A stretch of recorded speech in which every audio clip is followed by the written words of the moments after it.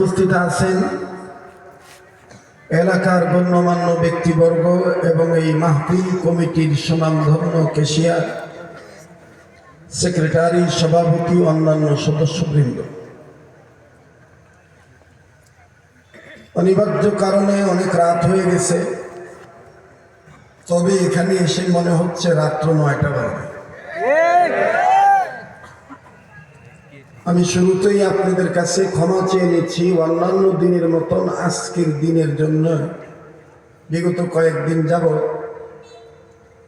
আমি অসুস্থতার নিয়ামতে ভুগতেছি।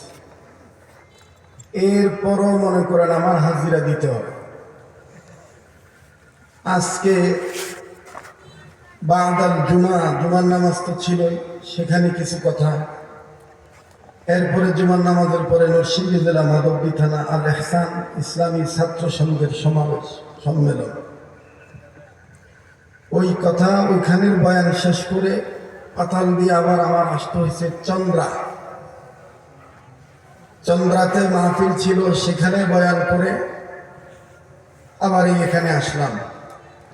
এখান থেকে আমাকে যেতে হবে, যারা মমিনশাহী লোক আছেন আপনারা জানেন যে 3 দিন ব্যাপী ইসলাহি ইজতেমা চলতেছে। আগামীকালকে সেটার সকালবেলা আখিরি মোনাজাত নান্দাইল চৌরাস্তা, সকাল ঠিক 8টায় আমার বয়ান সেখানে। তো